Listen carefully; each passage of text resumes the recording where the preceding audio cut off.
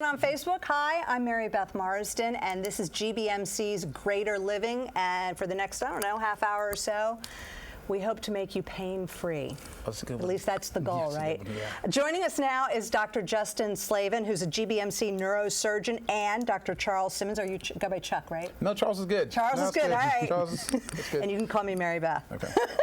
Medical Director of Smart Pain Management at GBMC, and this is all about the really big issue of managing chronic pain, of managing intermittent pain, of managing pain post-surgery. So many people are dealing with this. There's so many issues now with opioids and how to manage your pain, how to get quick treatment. Just an infinite number of questions, so many that a lot of you have already written in the questions. We're going to get to every single one of them, and we'll do that by name, so you'll know, listen for your name, and you'll hear your question. But also, if you're watching right now and you know someone who's having pain, or you yourself are having pain, this is the time to ask the experts. So go ahead and write in on Facebook, and we will get your question live. And then GBMC will also be posting these on their website and on YouTube. And so you can always follow up if you miss some of our conversation. So that was a long introduction, and thank you both so much for being here. Nobody wants to be in pain, and nobody wants to see someone else in pain. And so that's what we're talking about. But let's just give people sort of, they're probably thinking a neurosurgeon, how does this all go together? So we'll start with you, Dr. Slavin, and just kind of what is your role in pain management? Excellent. Well, I feel like I really have 3 different roles in pain management and where I see the patient. Oftentimes, I'm involved in the start of a workup of pain, just because when a person is in pain, we want to make sure that there's nothing dangerous that's causing this pain. Pain is an abnormal response in your body, and usually there's some kind of a stimulus. We need to make sure that that's not a dangerous problem that would require some kind of urgent intervention. Once we've established that there's not a dangerous cause for this pain. And when you say dangerous cause, what do you mean? Cancer? I mean, is that what you mean? It could be cancer, something that's impacting a nerve or the spinal cord or some other structure that if we do not treat it and treat it urgently, it could have major ramifications for the patient's health. Once we've ruled out dangerous problems, pain in and of itself is not dangerous. It's irritating, it can be debilitating, but it's not a dangerous problem just to have pain. But it's a symptom and a signal of something going on. Correct. So oftentimes, once we've ruled out a dangerous problem, I trust my colleagues over in pain management to start working on trying to treat this problem non-surgically, because if we can avoid a surgery, that's in everyone's best interest. If pain management is ineffective or it becomes ineffective over time, sometimes if there's a surgical problem, we can then treat it surgically. And then sometimes we get lucky and alleviate the pain. Alleviate the pain completely with a surgery, and hopefully Right. that's me at the end of the problem. Yeah, that would be nice too. But obviously you guys play a nice role together in dealing with each individual client and patient. So what becomes your role? If, let's just, for argument's sake, take a patient that was Dr. Slavin's, who now comes to you, obviously they need help with something. Okay, so as a pain management physician, my job is to, same as sort of identify the actual cause of the pain, and then trying to find a solution for it. And so, I think a lot of times people sort of misunderstand, like when they hear pain management physician, they think it's really just trying to manage the pain. But like every other field in medicine, that's what I think. Everyone thinks that. But like every other field in medicine, the most important thing is sort of identifying where that pain's coming from, and then actually finding a solution for it. So back to your question, so if Dr. Slavin were to send me a patient, usually he sort of has in mind what the cause of that pain is, right? And he may have sort of identified how significant that issue is, and he may think, this is not a surgical candidate at this point. And so he already has in mind sort of a treatment plan, and he'll call me and then we'll talk about it. For example, if that person comes in and they're having horrible pain shooting down their leg, right? And on MRI, they have a disc bulge that is not significant enough to the point, or causing a compression of that nerve to the point where it requires immediate surgery. Then they'll come over and see me, and then we'll make a comprehensive pain plan for them that usually includes physical therapy, maybe short-term mild anti-inflammatories, or short-term mild narcotics, and injections sometimes. Yep. Are we mostly talking about back pain here? What kinds of pain are we talking about, do you mostly see? people complaining of? Sure. As a neurosurgeon, my primary point of reference for pain that people come in with is neck, back pain. Certainly, people have knee pain, shoulder pain. That generally is more managed by an orthopedic surgeon. So I'm more familiar with back pain and neck pain. And on your end, I would have guessed you get Mary Beth, I've seen everything. it all. and when I say everything, I mean everything. I've seen someone come in who says, my hair follicles hurt. Like I That does happen to me sometimes. It happens. Yeah, it happens more than you think. So someone has pelvic pain, abdominal pain, Yeah. post-surgical pain is pretty common. We deal with a lot of fibromyalgia, which is like someone comes in with like a generalized pain, hard to point to sort of pinpoint the actual cause of it. Yeah, I mean, I don't know if we've had a question about fibromyalgia, but I have to bring it up because I knew a woman a long time ago, and you can tell me if this has changed now, and I'm hoping that it has. She had it so severely, she had surgery, but they actually told her that she may live with a certain amount of pain all the time, and there was nothing they could do about it. Have you heard that before? Yeah, I hear it all the time. And so I'll say this: so if you don't know, fibromyalgia is a The connective tissues are. it is a pain disorder that is characterized by, it's called neurogenic pain, or pain coming from nerve, right? And so it is diagnosed by having at least 11 out of 18 predetermined tender points, right? And it is normally managed with non-narcotic medication. So you try to use you try to use different kinds of therapies like biofeedback therapies and medications like Cymbalta or Lyrica or Neurontin, things that are made to address that nerve pain or that neuropathic pain specifically. I'm sure they've come a long way in that regard. And speaking of coming a long way, I mean, there was a day there wasn't a pain management place to go, right? We are fairly new. Yeah, I mean, so you probably hear about it more maybe like over the last 20 years, 25 years. I think it started off like coming out of the need of these patients sort of needing somewhere to go for the management of their pain, and started off with anesthesiologists who then specialized in management of that pain. I'm guessing that you will have patients sometimes that you say you need to go here first, and you might have a patient who comes in and you say you need to go here very much first, so. right? I mean. Oh yeah, all the time. Yeah, so because some patients and some doctors don't really understand how pain management fits into the overall scheme of how to see a patient. We can see patients as soon as they begin to have pain, or after they've seen a surgeon who's into us, or even after surgery, they're still having pain. And so at every point in their pain journey, we can see them. And we'd rather see them earlier than later, all right? Absolutely, because many times we can help identify the actual cause of their issue, and if we can't treat that cause, then we can get them to the appropriate specialist who can do that. Do you, as a sort of a preemptive strike, let's say you have to do surgery, do you automatically kind of loop in the pain management folks, or do you wait to see how it sort of, what the outcome is like? I think it depends on the individual case. For certain thoracolumbar deformity cases where I know the person's going to be in significant pain postoperatively, no matter how successful the surgery is, I oftentimes will get pain management involved before going to surgery to establish a relationship, to start on a pain regimen even before we get started, and then embark on the postoperative course subsequently.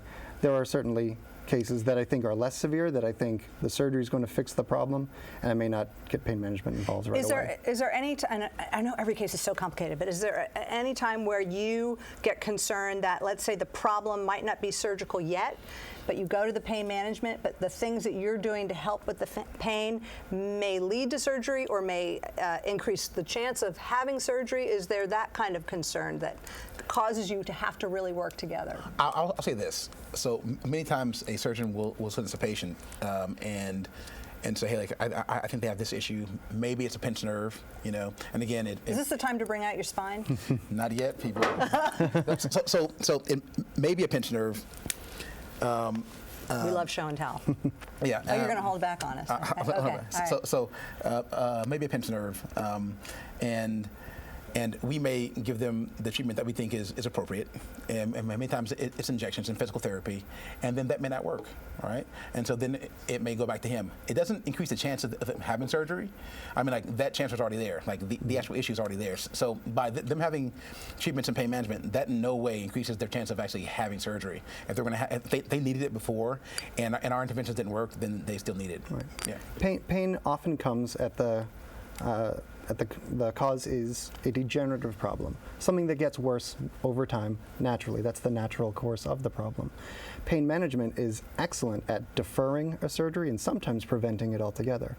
But I've had patients Which who is are a goal for everyone, right? By and I've had large. patients who are managed extremely successfully for a decade or more with pain injections, and they were extremely happy until something happened such that the pain injections no longer worked. The pathology that was present the entire time slowly got worse and worse, and eventually they did need surgery.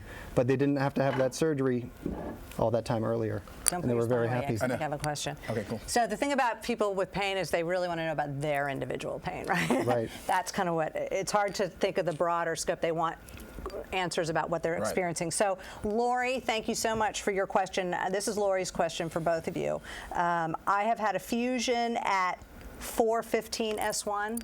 I think it's L45. Thank you. Okay. Thank you. L45S1. L45S1, and now I have a pinched nerve there also. What do you recommend for me to manage the pain? That's weird.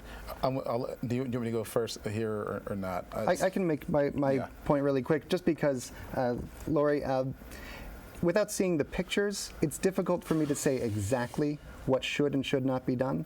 My impression is, if the surgery was successful at the beginning, the fusion surgery at the bottom of the lumbar spine, I would assume that the decompression was pretty adequate at the time. Something may have changed since then. Sometimes additional surgery is required to clear out the area around a nerve that is being pinched. Sometimes it's just some irritation that, again, can be managed non-operatively. Yeah.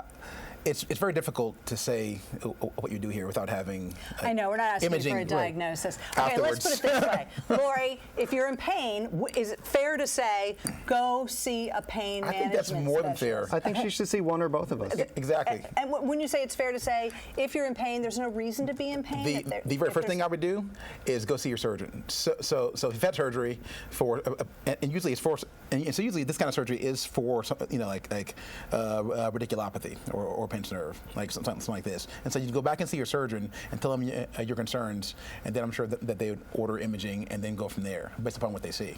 Don't just suffer in silence. Obviously, she's yeah. written in this Go see question. one of but us. Yeah, Absolutely. There may not be a clear solution Right. for the problem, Yeah. but there certainly may be, and I think it deserves to be worked up and and there are evaluated. more options now than there have ever been. Yeah, there are a lot more options, and it'd be easier to sort of go into like what the options are past this if I kind of knew like what was going on in the case.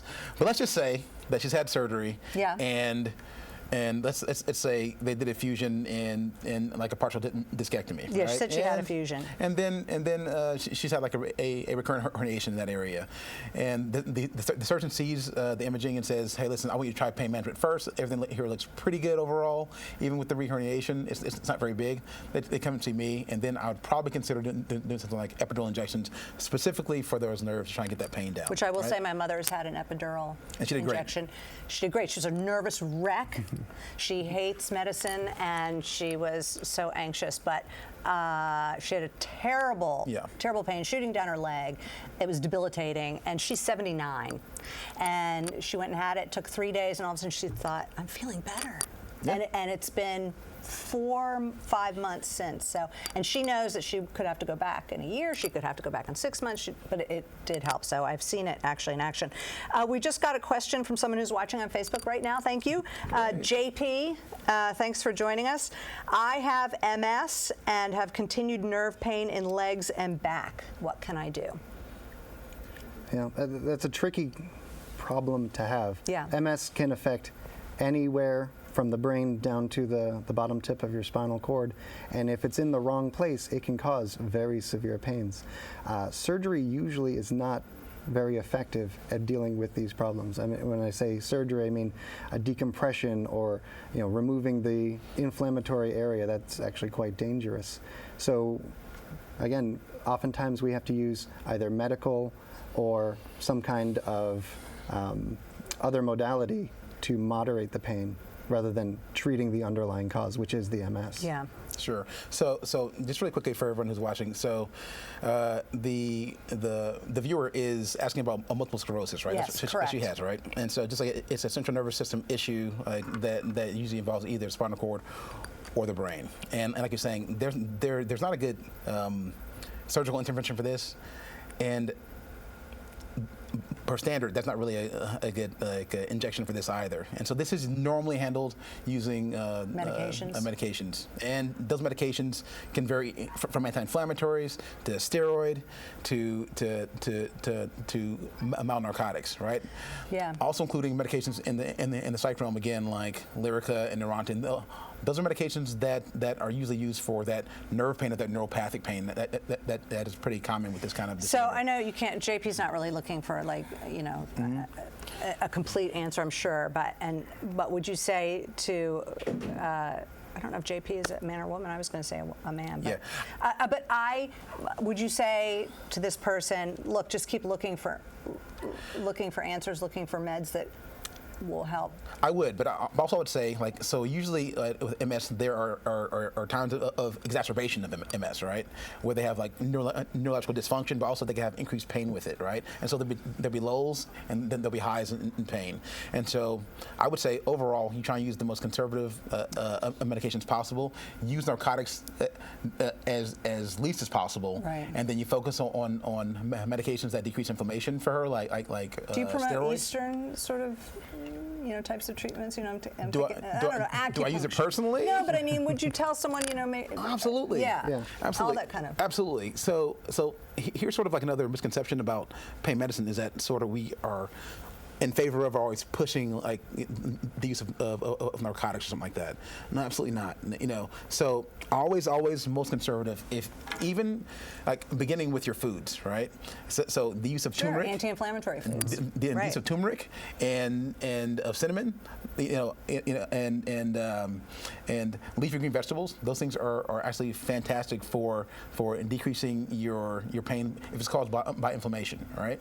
And so go to that first. And this is not really pertaining to the MS question. We kind of just kind of move over in general to where you begin. In your cascade of medication usage. Yeah. Patricia writes, my mom is 90 years old and has a lot of arthritic pain every day. This is so common in people who are older. Yeah. She should have a double shoulder replacement, but she will not do it because of her age. What kind of pain management would you recommend? Okay. So there are interventions that are used to get shoulder pain down and knee pain down, and these have to do with blocking of nerves, like the suprascapular nerve, gives innervation to this capsule around the shoulder, and you could block it. And if your pain goes down, fantastic. It means a lot of your pain is actually coming from that capsule. And then you can come and do something called an RFA, which is called a radio frequency ablation. It's kind of where we use energy from radio waves to sort of turn a nerve off, right? And that, for a lot of people, can help with their pain. And then there are injections for the shoulder specifically in different areas of steroid, like cortisone. And those can help too. And then there's therapy. Mm-hmm. Yeah. Right. Yeah. A lot of options available, but it's not easy. And Mary Beth? Yes. Eastern medicine, there's also acupuncture. Yeah. Some therapists are using dry needling also to kind of help with this pain as well. Yeah. So it really depends on the extent of her issue. If she has like a mild tear in there, it's going to be mostly pain and a little bit of issues with her range of motion. If it's a full tear, she's not getting her arm up anyway. I mean, she's got a pain issue and she's got a functional issue. Right. And that's different. And she's 90. And that's different. So it's hard. Yeah. So I wanted to ask you about that too. Are you both seeing more elderly? I mean, as the population gets older, we've been talking about the baby boomers are getting older and they're very active, and this leads to injury and that kind of thing. Are you seeing a lot more older people? Oh, very much so. As you get older, all these degenerative problems get worse, and as the population lives longer, more and more people want to stay active and have these very significant debilitating problems with pain. And really, become old cars. Literature has shown more and more so that just because you're at a certain age doesn't mean you're at a particularly higher risk for a lot of these procedures. I mean, medical comorbidities, other problems like heart disease, that's a much more problematic thing to have than just being 80 years old. This is a question I was going to save for the end, but I'm going to bring it up now because it is it's in the news every day. It's a big problem across the country and maybe across the world.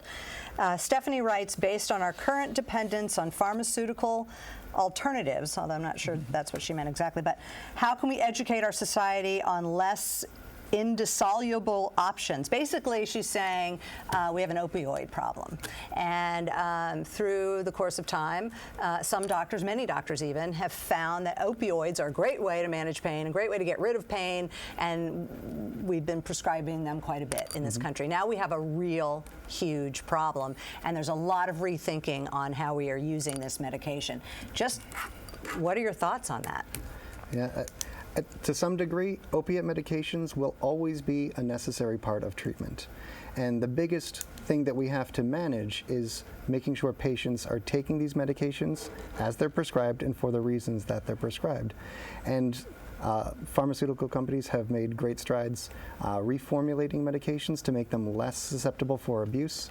I think that's a great thing. That's been important for a lot of our patients, again, trying to make medications that are less likely to be abused and make them less likely to become addicted to them. And again, just because one takes pain medication for pain does not mean you're an addict.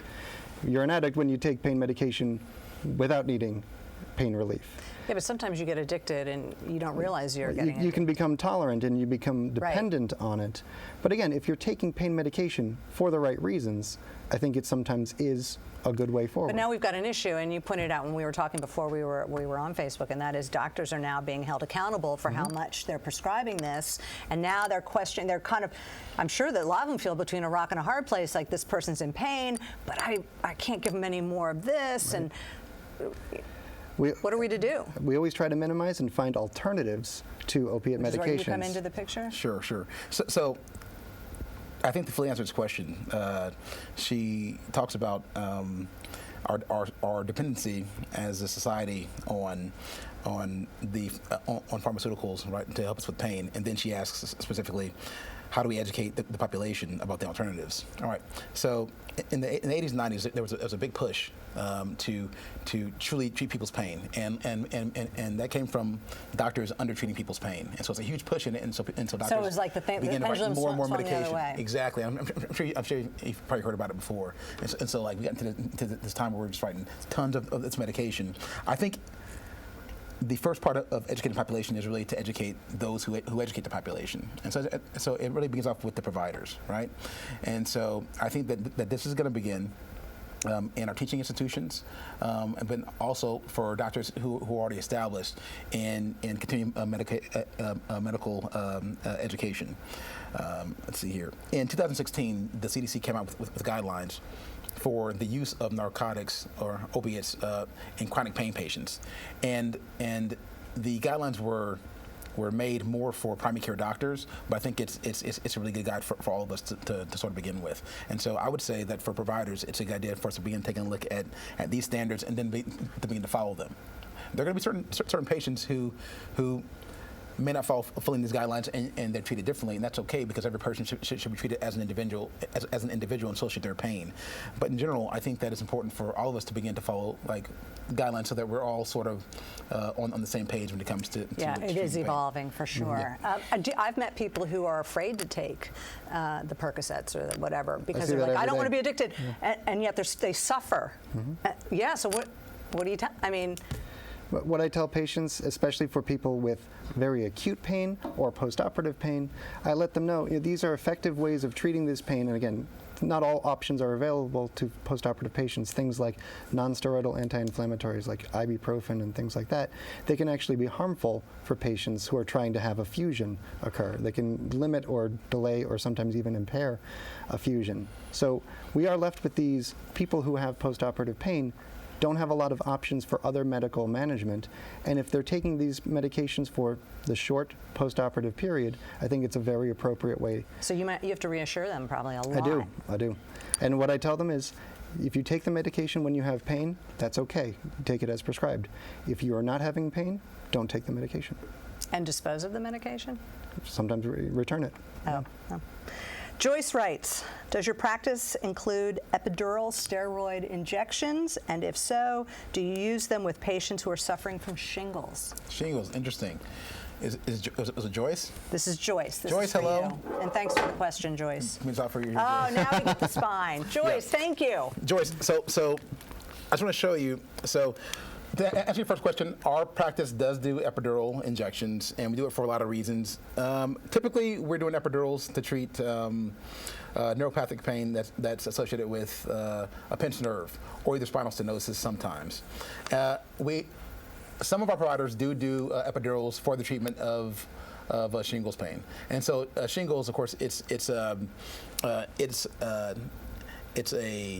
disorder that has to do with a herpetic virus that came from chickenpox for everybody who's actually had it, right? So this virus travels up and down these peripheral nerves, right?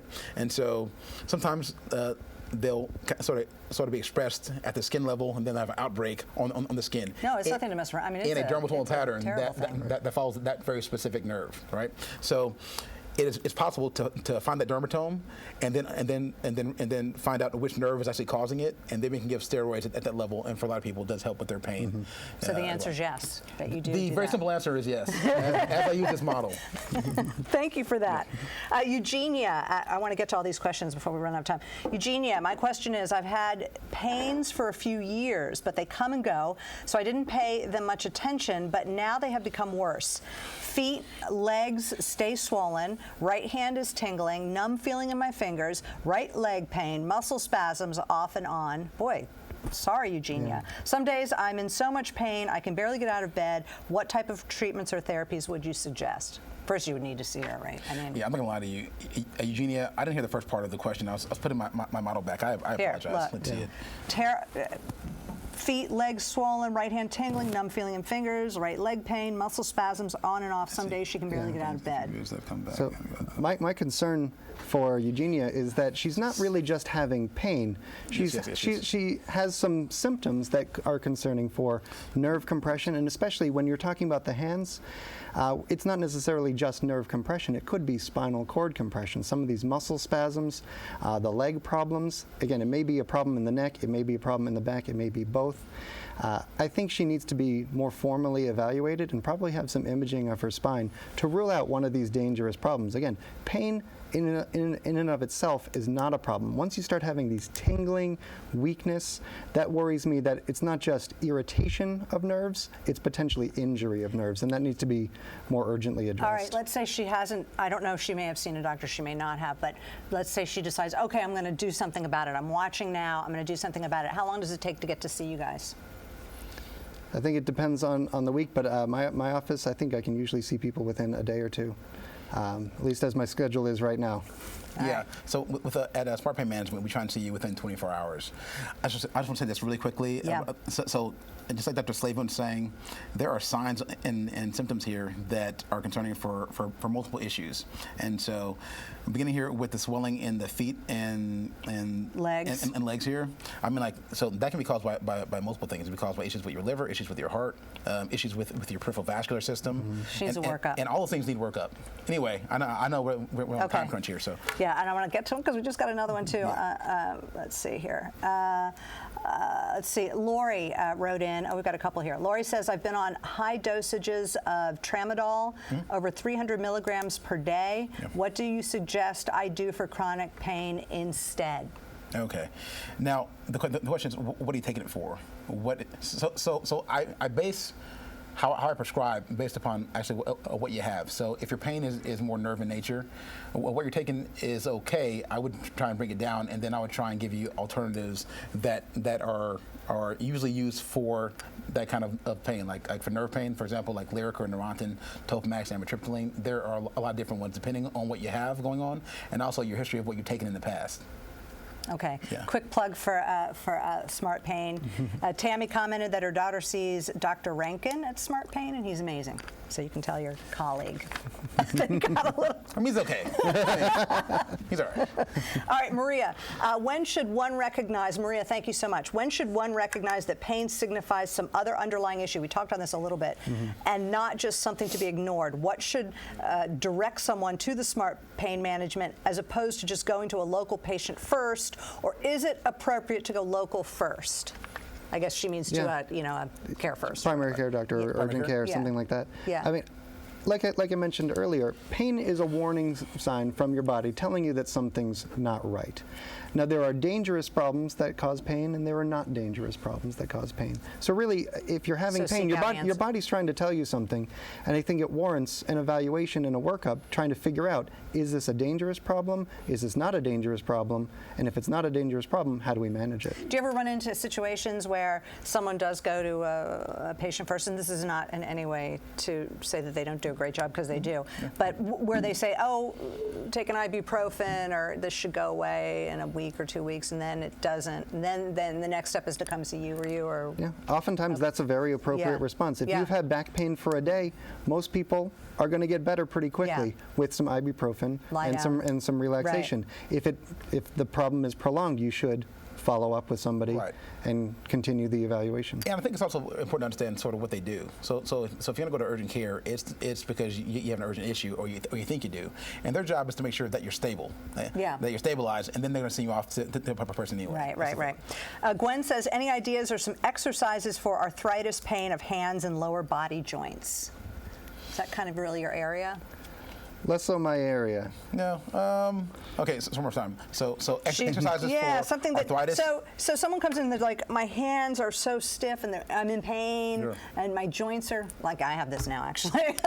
Like some days your joints are just kind of like not so great, but outside of like an autoimmune issue that can cause an issue, I mean, like you can keep your hands warm, and honestly, and there's not one exercise for the hands per se. A lot of different things to try. But keeping the hands warm and just continue to use them. That's really it. Yeah. All right. And sometimes physical therapy can be an excellent thing. Yeah. Having someone watch you do different exercises and really see how you respond to different things, either positively or negatively, you can develop a really good regimen that you can then take home with you. Yeah. Different answer for lower joints or weight-bearing joints. Those are different. Like, so something like aquatherapy. Like stop running if your knees hurt. Yeah, because you're magnifying the gravity over and over again. But aquatherapy will really good for weight-bearing joints. That's different, and so that can help a lot, like strengthen your muscles and still take pressure off of your joints.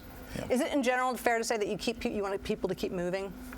Don't they say, like, when you have, like... Yes, but that means a lot of things. I mean... Okay, I don't want to send you down that keep road. moving in a very responsible manner. Right. That's what you should do. Okay, all right.